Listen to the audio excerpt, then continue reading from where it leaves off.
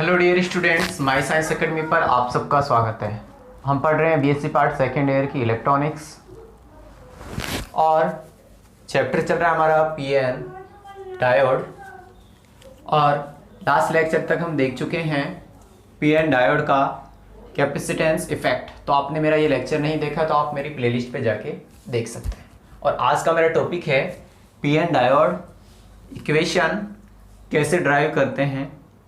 तो सबसे पहले हम देख लेते हैं इसका सिद्धांत कि मैं कल्पना करता हूं कि मेरे पास पी और एन अर्धचालक हैं और जो पी अर्धचालक होता है उसमें मेरे क्वार्टरों की संख्या, होलों की संख्या क्या होती है, अधिकता होती है। और एन अर्धचालक में मुक्त इलेक्ट्रॉनों की संख्या क्या होती है, अधिक होती है। तो इसके कारण क्या होगा कि जब इनको हम परमाणुीय स्तर पर मिलाएंगे तो इधर होलों की अधिकता है, तो जो होल है ये पी भाग से एन भाग की ओर गति करेंगे और जो मुक्त इलेक्ट्रॉन है वो एन भाग से पी भाग की ओर गति करेंगे, क्योंकि इधर होलों का घनत्व तो अधिक है और इधर मुक्त इलेक्ट्रॉनों का घनत्व तो अधिक है। और ये प्रक्रिया है ये बहुत अल्प समय के लिए होती है और ये प्रक्रिया होती है संधि क्षेत्र में जहां मेरे होल और इलेक्ट्रॉन क्या होते हैं, मिलते हैं। यहां से असंयोजक बंध टूटते हैं और नए बंध बनते हैं। तो संधि क्षेत्र में होती है और यहां जो आवेशवाहकों की संख्या में क्या आती है, कमी आती है। इसलिए इसे हम अवक्षय परत बोलते हैं। और ये अवक्षय परत की चौड़ाई हम मान लेते हैं स्मॉल डी मान लेते हैं। अब जो अवक्षय परत है इसका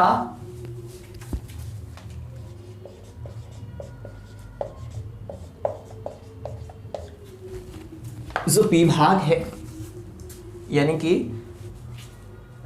जो पी भाग वाला टर्मिनल है उस पे तो आ जाता है मेरा ऋणायन,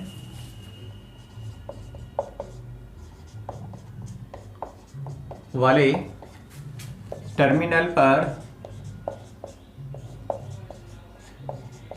ऋणायन मिल रहा है मेरे को, और जो एन भाग वाला टर्मिनल है उसमें मेरे को मिल रहा है धनायन। यानी कि इसके एन भाग पर मेरे को इस टर्मिनल पर क्या मिल रहा है, धनायन मिल रहा है। ठीक है, तो इस प्रकार से मेरे को इस पे ऋणायन और धनायन प्राप्त होते हैं। अब देखिए हम इसका करते हैं गणितीय विश्लेषण।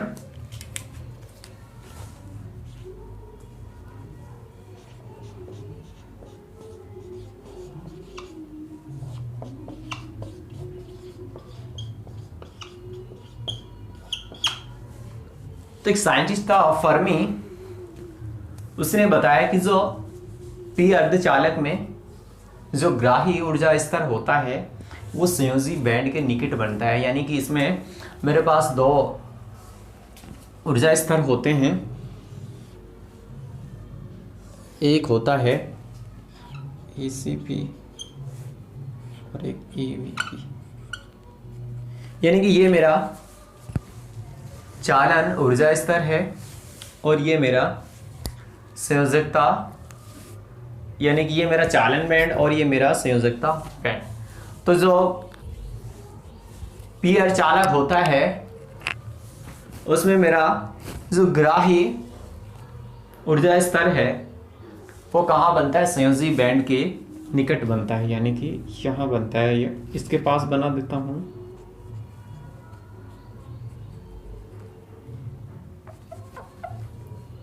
ये मेरा EVP और इसको मैं व्यक्त कर देता हूँ EFP। यानी कि जो फर्मी ऊर्जा स्तर है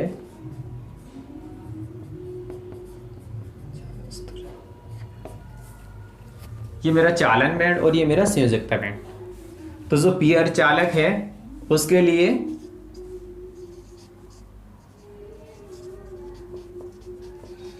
पी अर्धचालक के लिए मेरा बन रहा है ये संयोजकता बैंड के निकट। और जो एन अर्धचालक होता है तो एन अर्धचालक में मेरा ये किस प्रकार का बनता है, एन अर्धचालक के लिए ये, यानी कि ये मेरा चालन बैंड और ये मेरा संयोजकता बैंड है।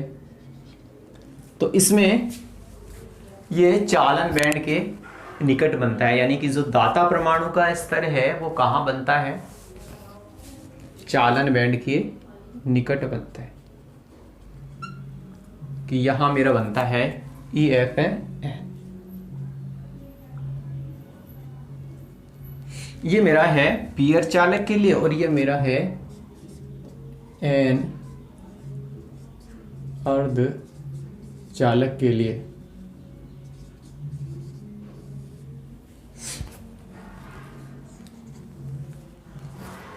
यानी कि पी अर्धचालक के लिए संयोजकता बैंड के निकट ग्राही परमाणुओं का ऊर्जा स्तर है ये,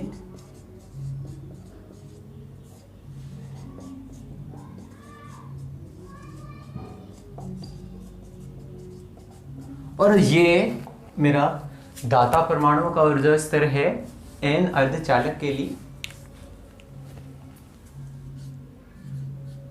दाता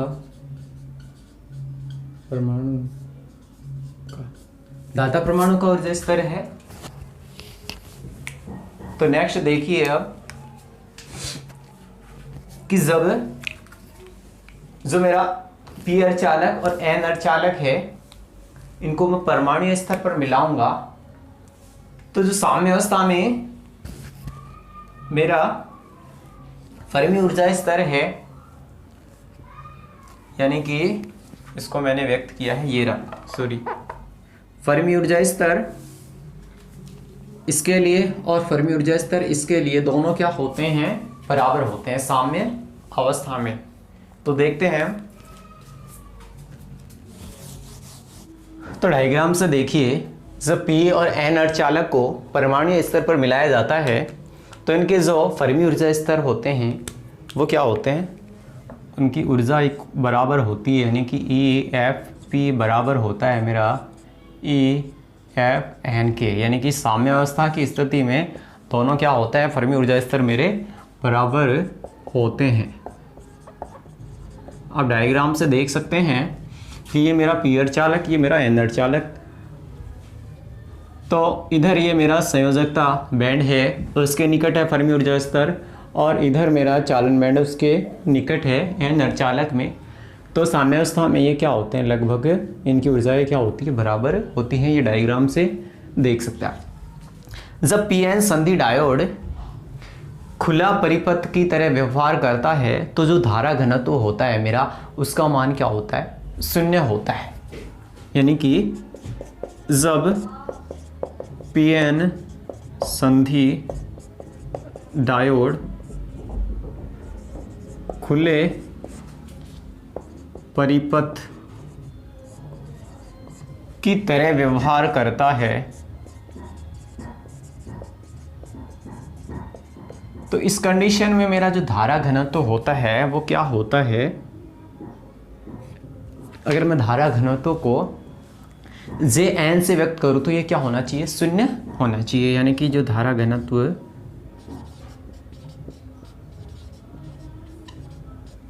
Jn इक्वल टू क्या होना चाहिए, शून्य होना चाहिए। इक्वेशन इसको 1 दे लूँ क्या, ठीक है। ये परिपथ की तरह व्यवहार करता है तो जो मेरा धारा घनत्व क्या होता है, शून्य होता है। लेकिन हम जानते हैं कि जो धारा घनत्व Zn होता है वो अपवहन के कारण धारा घनत्व और विसरण के कारण धारा घनत्व के योग के बराबर होता है। यानी कि अपवहन के कारण n mu n e e plus विसरण के कारण धारा घनत्व होता है मेरा dn e del n upon में डेल nx। ये मेरी क्या है, मुक्त इलेक्ट्रॉन की प्रायिकता है।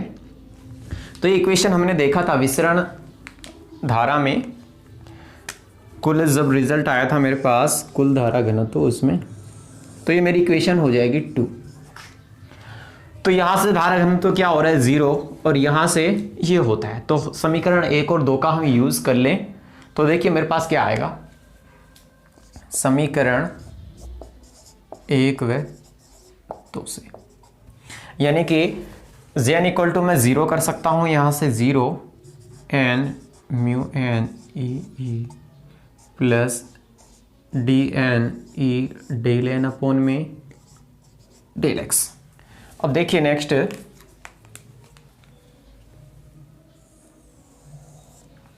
यहां मैं लिख लेता हूं, यदि मैं इस हिस्से को इधर ट्रांसफर कर दूं तो देखिए क्या होगा, ये मेरे पास हो जाएगा minus N mu N E into E equal to ये हिस्सा इधर डी एन ई और डेल्टा एन डेल्टा एक्स।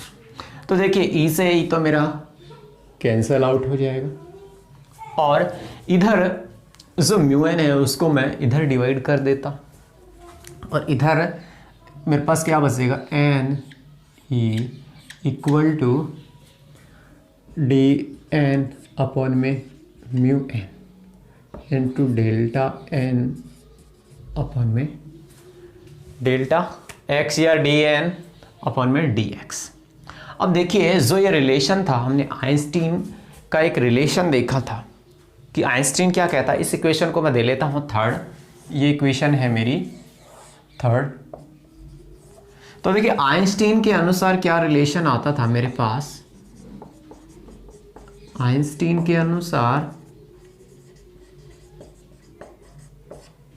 अनुसार रिलेशन आता है हमारे पास डी पी अपॉन में mu P equal to D N upon में म्यू एन इक्वल टू होता है के टी अपॉन में ई के। यानी कि आइंस्टीन के अनुसार हमें ये जो डी एन अपॉन में म्यू एन है इसको हम के टी अपॉन में ई लिख सकते हैं क्या, बिल्कुल लिख सकते हैं।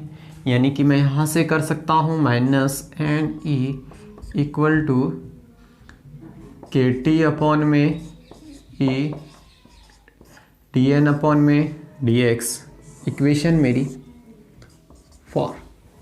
तो ये जो समीकरण 4 है, समीकरण 4 एक प्रथम कोटि का अवकल समीकरण है और इस अवकल समीकरण का जो हल है हम चरों के पृथक्करण की विधि से ज्ञात कर सकते हैं। यानी कि ये एक प्रथम कोटि का अवकल समीकरण है और इसका हल हम ज्ञात कर सकते हैं, चरों के हल ज्ञात कर सकते हैं चरों के पृथक्करण विधि से। तो देखिए कैसे ज्ञात कर सकते हैं हम चरों के पृथक्करण से कि ये जो मेरा ई है इसको मैं इधर रखूं और ये जो एन है इसको मैं डी एन के अपॉन में ले जाऊं और जो डी एक्स है इसको ई के मल्टीपल में ले लूं और इसका मैं क्या कर दूं, इंटीग्रल कर दूं बोथ साइड में। यानी कि मैं इसको कर दूं ई इंटू डी एक्स यानी minus E into D X equal to K T upon में ई और इधर मेरा हो जाएगा डी एन अपॉन में एन। अब इसकी हम लिमिट लगा लेते हैं। जो इस पक्ष का मैं समाकलन लूँगा, जो मेरा LHS है उसका मैं लूँगा x1 से x2 तक और जो मेरा ये पक्ष है दायां पक्ष इसका मैं लूँगा NP से NN तक। यानी कि समाकलन इसका तो ले रहा हूँ मैं x1 से x2 कि जो मेरी विभव रोधिका थी उसकी डिस्टेंस, उसकी चौड़ाई कितनी थी, d थी। यानी कि x1 से x2 ये मेरा पॉइंट x1 और ये मेरा पॉइंट x2। तो इसका मैं समाकलन कर रहा हूँ x1 से x2 और ये केटीपन में ये क्या है, कांस्टेंट है, तो मैं इसका समाकलन लूँगा NP से NN। तो नेक्स्ट देखिए इसका हम समाकलन कर लेते हैं तो हमारे पास क्या रिजल्ट प्राप्त होता है। इसको मैं इक्वेशन दे लेता हूँ 5। तो नेक्स्ट देखिए 5 के बाद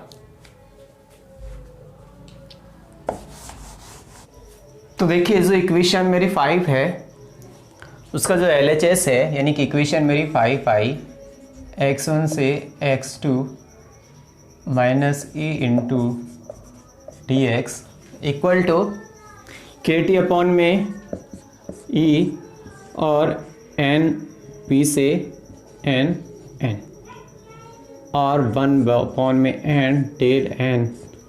ये तो इसका जो मेरा बाया पक्ष है ये विभव रोधिका को प्रदर्शित करता है, यानी कि मैं कह सकता हूं क्योंकि विभव रोधिका VB इक्वल टू है x1 से x2 minus e into D x. तो ये तो मेरा हो गया विभव रोधिका। तो यानी कि जो मेरी इक्वेशन 5 थी उसको मैं क्या लिख सकता हूँ, VB equal to K T upon में E NP से NN 1 अपॉन में N इंटू डी एन, यानी कि इसको मैं लिख सकता हूँ VB equal to K T upon में E और मैं 1 अपॉन n का समाकलन लूँगा तो ये क्या आएगा, log n। तो log का आधार E n और इसकी लिमिट क्या हो जाएगी NP से n n। अब मैं इसकी लिमिट लगा लेता हूँ तो देखिए क्या आएगा मेरे पास, VB equal to K T upon में E और ये मेरा log का आधार E NN माइनस NP और log m माइनस n को लिख सकते हैं हम log m अपॉन में n, यानी कि log n अपॉन में log n p। ये मेरे पास आ गया। इसको मैं चाहूँ तो इक्वेशन क्या दे सकता हूँ, इक्वेशन 6। तो ये मेरे पास इक्वेशन 6 आ गई, इक्वेशन 6 यानी VB equal to K T upon में E log E NN upon में NP। अब अगर इनकी वैल्यू मेरे को पता हो तो मैं इनकी वैल्यू पुट कर लेता हूँ कि जो n होता है वो मेरा होता है जो दाता परमाणुओं की संख्या के बराबर, यानी कि ND, और जो NP होता है ये होता है NI का स्क्वायर अपॉन में NA। तो इन दोनों वैल्यू को मैं पुट कर लूँ यहाँ इक्वेशन 6 में। तो समीकरण 6 से क्या हो जाएगा देखिएगा, समीकरण 6 से VB equal to K T upon में E log का आधार E NN का मान रखा मैंने ND अपॉन में NP का मान NI का स्क्वायर अपॉन में NA है तो ये ऊपर आएगा तो क्या हो जाएगा NA इंटू गुणा में हो जाएगा, यानी कि मेरे पास आया log का आधार E NA into ND upon में NI का स्क्वायर। इसको मैं इक्वेशन दे सकता हूँ इक्वेशन 7।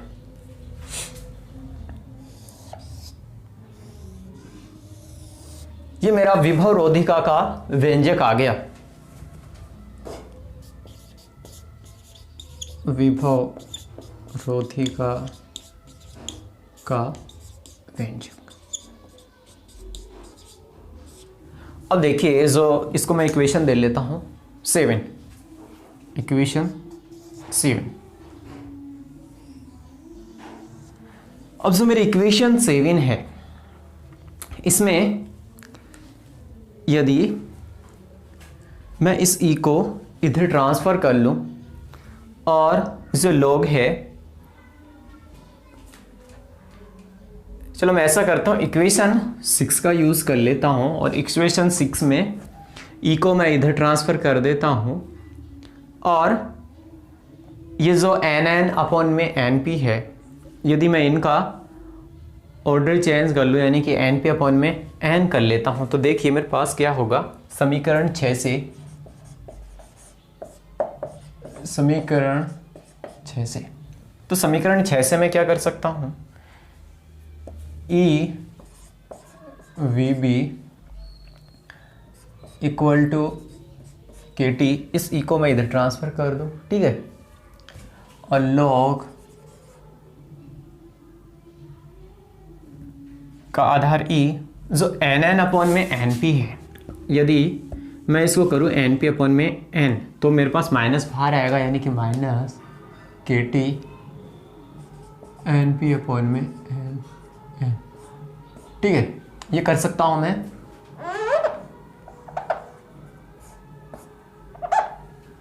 अब ये जो माइनस है इसको मैं इधर ट्रांसफ़र कर देता हूँ, यानी कि minus E V B upon में K T equal to log का आधार ई एन पी अपॉन में एन एन। यहाँ तक कोई प्रॉब्लम है? ये कर सकता हूँ मैं, माइनस ई वी अपॉन में K T equal to log का आधार ई एन पी अपॉन में एन एन। अब मैं यदि यहाँ से लॉग ख़त्म करना चाहूँ तो मेरे को क्या करना पड़ेगा, इसका एंटी लॉग लेना पड़ेगा। तो मैं इसे क्या लिख सकता हूँ, एंटी लॉग लेने पर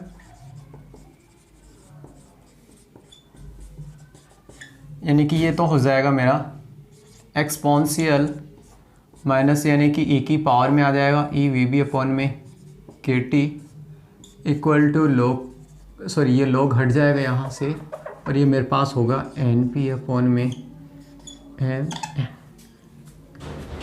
यहाँ तक कोई दिक्कत है? ऐसा हम कर सकते हैं।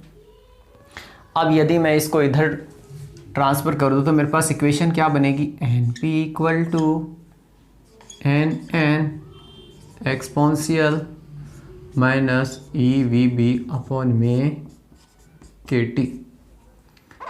ये मेरे पास इक्वेशन बन जाएगी, इक्वेशन 8।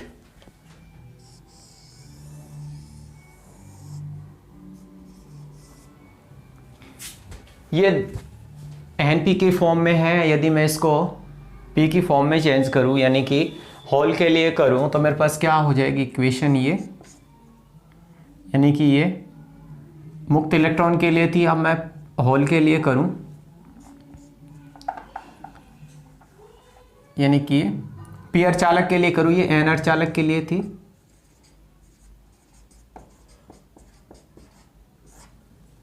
तो देखिए ये क्या हो जाएगा, P equal to P exponential minus E V B upon में के टी, और इसको मैं दे सकता हूँ इक्वेशन 9। तो देखिए नेक्स्ट हम क्या कर सकते हैं। अब देखिए यदि पी एन संधि डायोड को मैं फॉरवर्ड बायस में संयोजित कर दूं तो क्या होगा कि जो विभव रोधिका है मेरी, उसके विभव के मान में कमी होगी। यानी कि मैं मान लूं कि वी वोल्ट की बैटरी से इसको अगर मैं अग्रदेशिक बायस में जोड़ दूं तो इसके विभव में कमी हो जाती है वी बी माइनस वी, और जो अवक्षेप परत होती है उसके विभव में तो क्या होगी, कमी हो गई। और जो इस अर्धचालक के लिए कोटर घनत्व है उसमें क्या होती है, वृद्धि होती है। यानी कि मैं कह सकता हूं कि विभव रोधिका में तो क्या हो रही है, कमी, विभव रोधिका में हो रही है कमी, यानी कि वी बी माइनस क्या हो गया वी, और जो एन अर्धचालक है उसके कोटर घनत्व में क्या हो जाती है, वृद्धि हो जाती है। यानी कि जैसे फॉरवर्ड बायस में संयोजित करेंगे तो इधर से क्या जाएंगे, धनावेश जाएंगे और इधर से ऋणावेश। तो यानी कि जो मेरा एन अर्धचालक है उसके कोटर घनत्व में क्या हो जाएगी, वृद्धि हो जाएगी। इधर मेरे होल क्या हो जाएंगे, ज़्यादा हो जाएंगे। यानी कि एन अर्धचालक में कोटर घनत्व में क्या होगी, वृद्धि होगी। अब यदि मैं मान लूँ कि जो कोटर घनत्व में वृद्धि हो रही है उसको मैं मान लूँ डेल्टा पी एन, तो देखिए अभी हमारी इक्वेशन आई थी, इक्वेशन 9, कि पी एन इक्वल टू था P exponential E V B upon में के टी, यानी कि ये इक्वेशन थी हमारी, exponential minus E V B upon में के टी। ये हमारी इक्वेशन थी 9। अब यदि कोटर घनत्व में वृद्धि हो रही है, यानी कि ये मेरा कोटर घनत्व था एन अर्धचालक के लिए, तो इसमें वृद्धि हो रही है और विभव रोधिका में कितनी कमी हो रही है, वी वी माइनस का वी।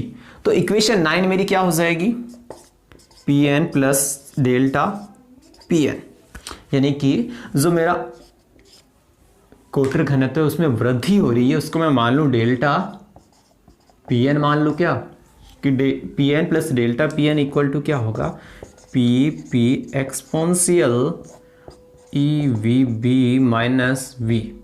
विभव में कमी हो रही है तो इसको मैं वी बी माइनस वी लिख देता हूँ अपॉन में के टी। ठीक है, इसको मैं लिख सकता हूँ ऐसे। तो इसको मैं इक्वेशन दे सकता हूं, इक्वेशन 10, और ये इक्वेशन मेरी 9 थी। तो equation 10,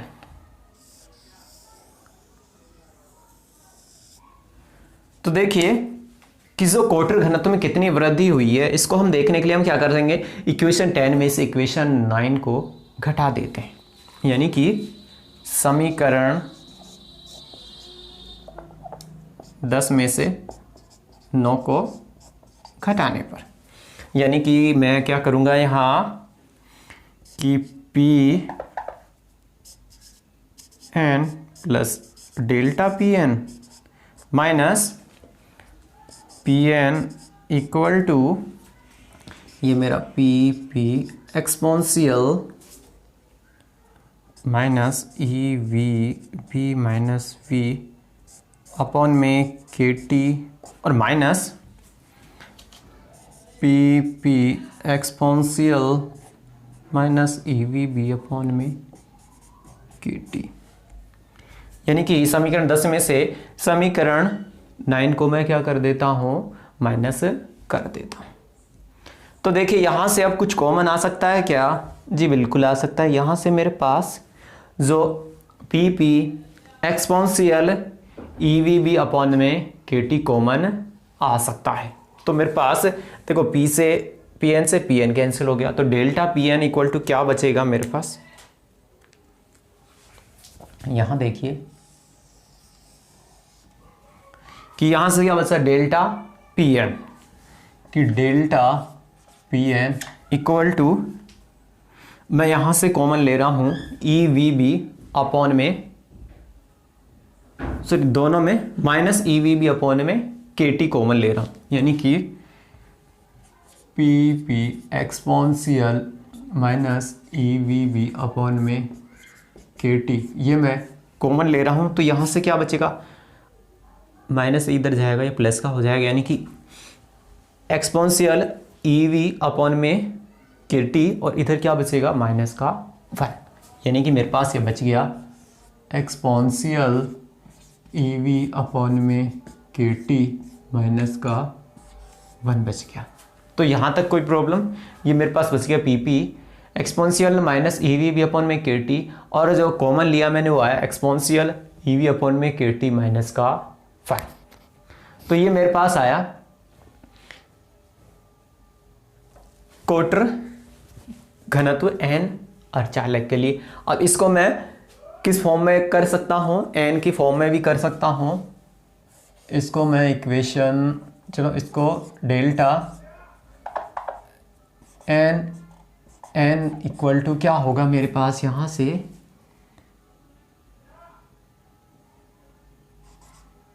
N P exponential minus E V B upon में K T bracket exponential E V upon में के टी माइनस का 1।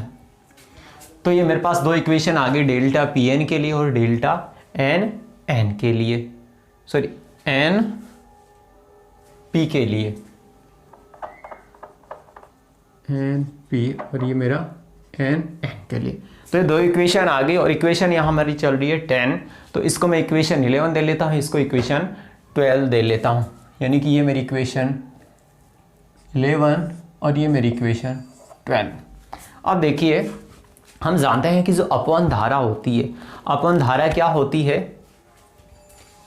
अपवहन धारा मेरी होती है I बराबर NAEV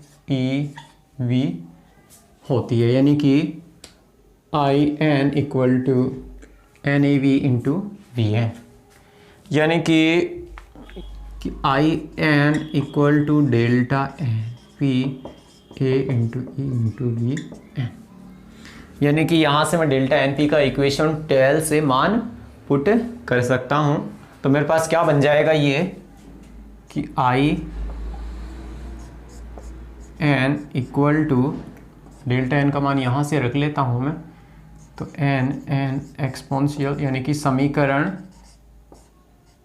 12 से N exponential minus EVB upon में KT बड़ा ब्रैकेट एक्सपोनेंशियल EV अपॉन में KT माइनस का 1 और इंटू में चल रहा है मेरा इंटू AEVN।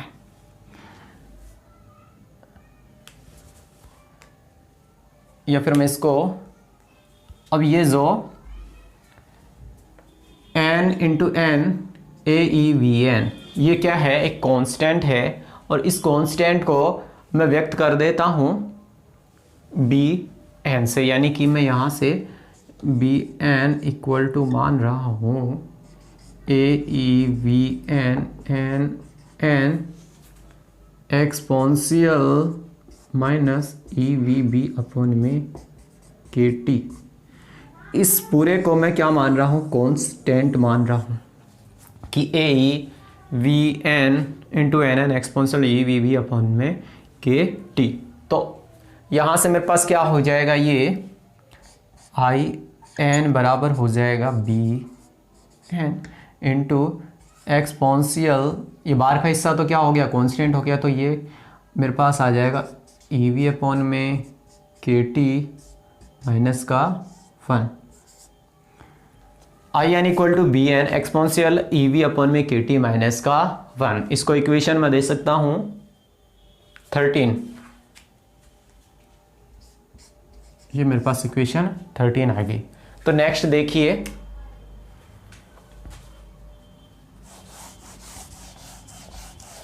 तो देखिए इक्वेशन 13 हमारे पास क्या आई? IN equal to BN exponential EV upon में KT माइनस का 5। ये इक्वेशन हमारे पास 13 आई, इक्वेशन 13। इसी तरह हम यदि पेयर चालक के लिए निकालें तो मैं इसको क्या लिख सकता हूँ? IP इक्वल टू BP, यानी कि यहाँ एक दूसरा कांस्टेंट आ जाएगा और ये मेरा हो जाएगा एक्सपोनेंशियल EV अपॉन में KT माइनस का 1। इक्वेशन मेरी 14। अब यदि मैं कुल धारा निकालूं तो कुल धारा क्या होगी? कुल धारा होगी I equal to IN plus IS, यानी कि इन दोनों को इक्वेशन 13 और 14 को जोड़ दें तो I बराबर IN प्लस IS, I लिख दिया मैंने BN plus BS, BN plus BS, और ये मेरा एक्सपोनेंशियल EV अपॉन में KT माइनस का 1। ये जो कांस्टेंट है इसको भी मैं एक नया कांस्टेंट, सॉरी ये मेरा है BN plus BP equal to मैं एक कांस्टेंट के बराबर दे देता हूँ BS। तो ये मेरा I इक्वल टू आ गया BS एक्सपोनेंशियल EV अपॉन में KT माइनस का 1। तो ये जो इक्वेशन आ गई मेरे पास 15, इसी को हम बोलते हैं PN डायोड इक्वेशन। इसे हम कहते हैं PN डायोड समीकरण, या फिर इसे हम VI समीकरण भी कहते हैं। I और V के बीच में किसी है समीकरण, तो इसे हम VI समीकरण भी कहते हैं। तो इस तरह से आप जो पी एन डायोड इक्वेशन है उसको ड्राइव कर सकते हैं। अब यदि आप निकालना चाहें कि जब पी एन संधि डायोड है इसको मैं पश्चदेशिक बायस में जोड़ दूं, तो देखिए अभी तो क्या हो रहा था कि जब मैंने इसको अग्रदेशिक बायस में जोड़ा था तो इसके विभव के मान में क्या हो रही थी, वृद्धि हो रही थी। अब इसको पश्चदेशिक बायस में जोड़ रहा हूं, यानी कि जो पी सिरा है उसको मैं नेगेटिव बैटरी के नेगेटिव टर्मिनल से और एन सिरे को बैटरी के धन टर्मिनल से जोड़ रहा हूं। तो इस कंडीशन में क्या होगा कि जो मेरा विभव रोधिका है उसके मान में क्या होगी, वृद्धि होगी, यानी कि विभव रोधिका मेरा क्या हो जाएगा, VB प्लस V। तो विभव रोधिका मेरा VB प्लस V हो जाएगा। आप फिर ये करके भी आप इस तरह से डायोड इक्वेशन को ड्राइव कर सकते हैं। तो यानी कि जो पीएन संधि डायोड है जब पश्चदेशिक बायस में संयोजित होगा तो विभव रोधिका के मान में क्या होगी, वृद्धि होगी। इस कंडीशन में विभव रोधिका के मान में क्या होती है, वृद्धि होती है। और जो मेरा पीएन संधि डायोड है ये खुले परिपथ की तरह व्यवहार करता है। और जो पीएन संधि डायोड है खुले परिपथ की तरह व्यवहार कर रहा है, यानी कि ये क्या है, एक देशिक युक्ति है। और एक देशिक युक्ति है तो ये ओम के नियम का पालन नहीं करती, अर्थात जो पीएन संधि डायोड है कैसी युक्ति है, अरैखिक युक्ति है, यानी कि विभव के मान में वृद्धि होती है। तो यह खुले परिपथ की तरह व्यवहार करता है।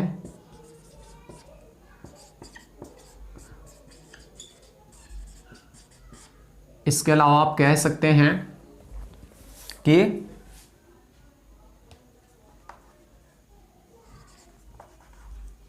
ये एक देशिक युक्ति है,